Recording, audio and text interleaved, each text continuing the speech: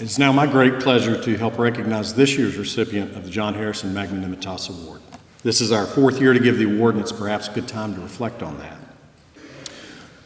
Excuse me. John gave the speech that you just saw bits of in November of 2019 while he was working here in Baylor's development office, raising money for the school.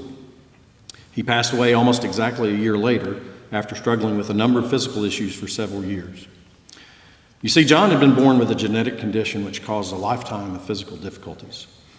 I remember seeing him on his admissions tour before he became a Baylor student when I was in the 10th grade.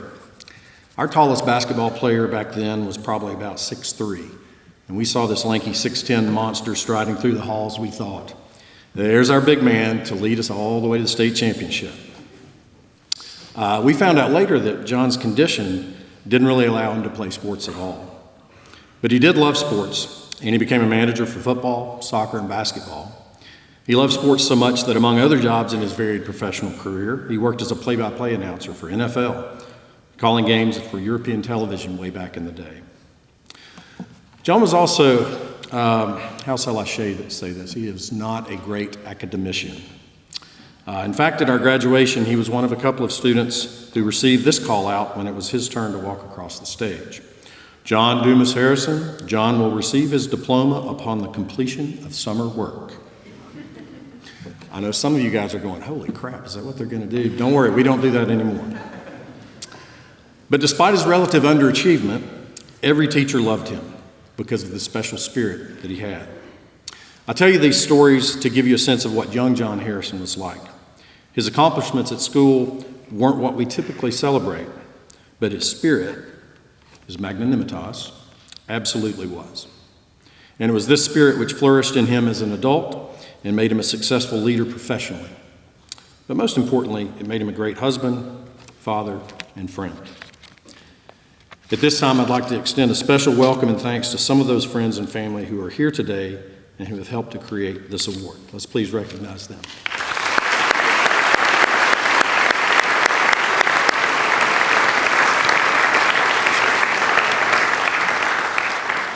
I'd also like to thank the many students and faculty who took the time to nominate students for this award. Special thanks to the committee who had the difficult task of working through these nominations to determine a recipient. I served on the committee and I was touched by so many of the nominations that came in. It's evident that we are surrounded by some exceptional young people who are having a tremendous impact on their classmates and their communities right now. In fact, the committee struggled so much this year that in the end we decided to recognize two recipients, each of whom will receive a sum of $500. Part of their responsibility is to take that $500 and figure out how best to use that money in one's ingenuity and hard work to make a positive impact in the community. In the spring, the recipients will speak with all of us in an assembly about what they have done with their time, talents, and treasures. Remember that part of our hope in giving this award is to provide our students a better and longer-lasting understanding of the culture of philanthropy, of giving back. At this time, I will ask this year's recipients to come forward to receive the award.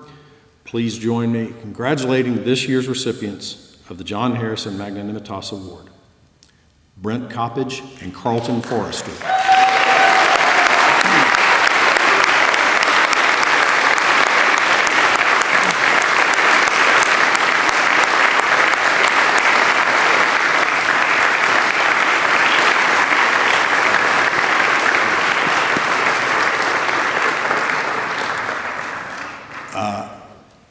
Both of these guys will have the opportunity to share with us up in the spring what they've done with the award, what they have chosen to do to give back to our community, in addition to the many ways that they already do so.